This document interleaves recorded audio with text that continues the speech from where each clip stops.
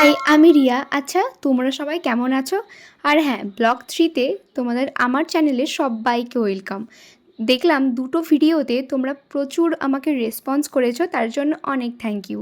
আর হ্যাঁ, আজকে সকালবেলা উঠে গেছি কারণ কলেজ তো যেতেই হবে, আর এই বেডশিটটা আমাকে চেঞ্জ করতেই হতো আজকে, তাই চেঞ্জ করে নিলাম। জানো তো, ইনস্টাগ্রামে একটা ইনস্ট্যান্ট বলে অপশান আছে, আর যে যেরকমভাবে তাকিয়ে আছে বা বসে আছে ওরমভাবেই ফটো তুলে আমরা সবাই পোস্ট করছি। আমরা বোধহয় এইসব করতেই কলেজে যাই। তো যাই হোক, আর আমাদের তো তার সাথে খাওয়া দাওয়া আছে। আচ্ছা, সবার লাইফে কি সেম?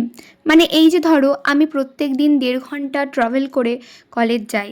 আমার শরীর কেমন আছে, আমার হিমোগ্লোবিন কতটা লেভেলের আছে, বা আমি ঠিক আছি কি না, সেসব কিন্তু কেউ দেখে না। সবাই দেখবে যে আমি এরপরে কি করছি, মানে আমি এতদূর পড়ে আমি কি করলাম, মানে বাড়ির সবাই আমার কাছে আশা রাখে।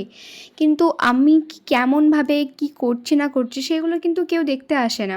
অনেকেই বলে যে কেন তুই এখানে থাকতেই তো পারিস, মানে কলেজের কাছাকাছি। তো তাদেরকে কিভাবে বলি যে বাড়ির কেউ অ্যালাউ করে না যে পড়ার জন্য। সবার লাইফ সেম না। মানে আমি কলেজে ভর্তি হয়েছি একমাত্র আমার জন্য, মানে আমার ইচ্ছেতে। তোমরা হয়তো শুনলে হাসবে, আমার ইচ্ছেই ছিল যে কলেজে যাব, মানে কলেজ কেমন কেমন দেখতে হয় কলেজ, সেসব অনেক কিছু চিন্তাধারা চিন্তা ভাবনা করে আমি নিজের থেকেই কলেজে ভর্তি হয়েছি। মানে যা করেছি, যদি কেউ এটাকে খারাপ মনে করে তো আমার কিছু করার নেই, বাট সব থেকে ইচ্ছে ছিল মানে আমার, তাই আমি নিজে ভর্তি হয়েছি। তাই সব শেষে বলতে চাই যে সবার লাইফ, পরিস্থিতি, সময়, স্বপ্ন সমান না। আর হ্যাঁ, মানুষ আর সময় পরিবর্তনশীল। আর প্রত্যেক দিন 2-3টে করে পিয়ার, আমি তো আনবক্সিং করতে করতে জাস্ট হাঁপিয়ে যাচ্ছি।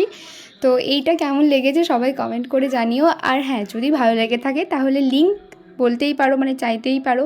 তো চলো, দেখা হচ্ছে নেক্সট ভিডিওতে। আর হ্যাঁ, কমেন্ট আর লাইক আর ফলো করতে একবারে ভুলো না।